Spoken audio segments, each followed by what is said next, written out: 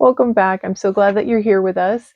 Now, this video is going to be a little bit different, and let's be honest, this is really more to the moms out there. We're going to be filming and tasting a really delicious Date Caramel Babka for New Year's, but this is a lot more complicated than our normal recipes, so I just wanted this video to go out a couple days early, just so that you're warned ahead of time in case you were thinking, oh, we'll just, not watch the video first and I'll promise my kids we're going to do it real fast before we go out to something. This is not that recipe. Okay, so we'll go over the tools and then we'll reset and I'll come back and I'll show you the ingredients. So don't be scared. It'll be fine, but I just want to warn you ahead of time just in case you made some promises. Okay, so a stovetop and an oven is needed. I don't have that in here. You can picture it. We'll need a small saucepan for the caramel. We've got 2 medium bowls. One needs to be heat proof because we're going to put boiling hot water in it, or you can reuse the bowl. And then we've got a small bowl in there as well.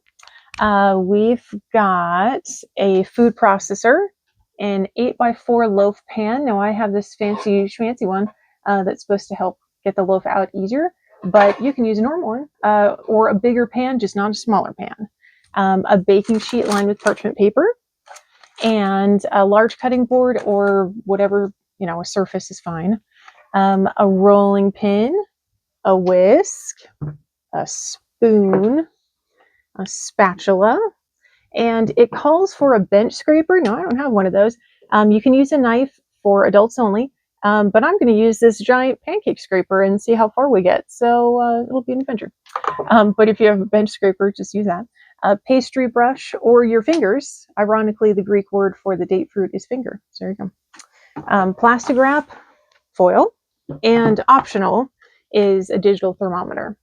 Okay, so those are our tools. So feel free to compile them ahead of time like I do. Now I'm going to reset and bring the ingredients in, and I'll be right back. All right, and we're back. This probably looks scarier, but again, we'll go through it one at a time. Okay, so we've got 4 parts, bear with me, that come together to create this amazing babka bread. Okay, so we've got the bread, we've got the caramel, the egg wash, and the syrup. Okay, so we're going to start with the dough, which is over here. So we've got 1.5 teaspoons of active dry yeast, not the fast kind, but the regular kind.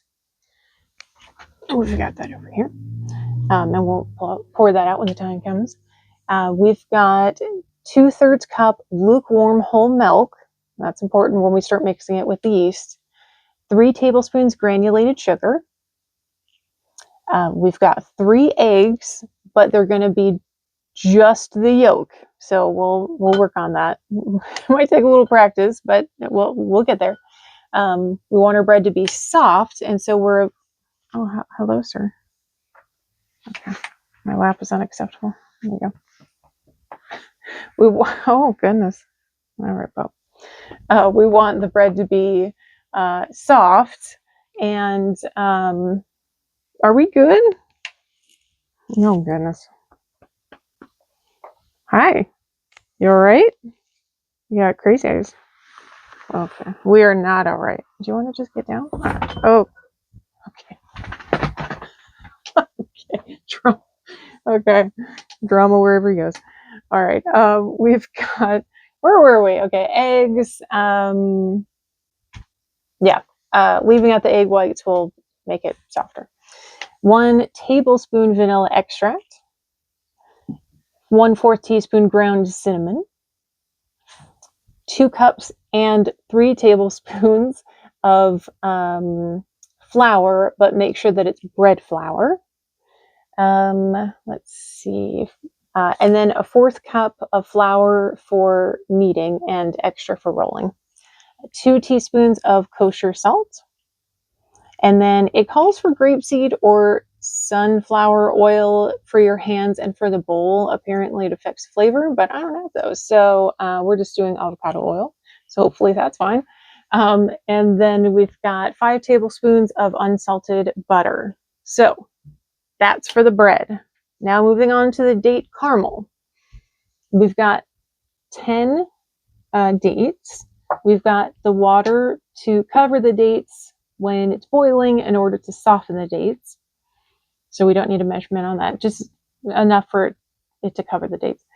We've got a half cup dark brown sugar and a teaspoon kosher salt, a fourth teaspoon ground cinnamon, and 5 tablespoons unsalted butter at room temperature. Okay, now for the egg wash, we've got 1 egg and 2 tablespoons of water. And lastly, for the syrup, so we've got 3 tablespoons granulated sugar and 3 tablespoons water. Okay, so we're making this in a couple of days. So I just want to briefly mention the timing. So we're proofing this twice over the course of the recipe, 1.5 hours to 2 hours of proofing. So if it's for the longest proofing, that's 4 hours for just the proofing. If it's a little bit sticky, there's like 15 minutes in the fridge. There's another 15 minutes in the fridge. The baking is about an hour. So it's going to be a little bit. So I really want you to participate, but I just wanted to warn you. I've got your back. I don't want you to promise anything you can't keep. So I hope that I see you again in a couple of days when we make this together. See you next time.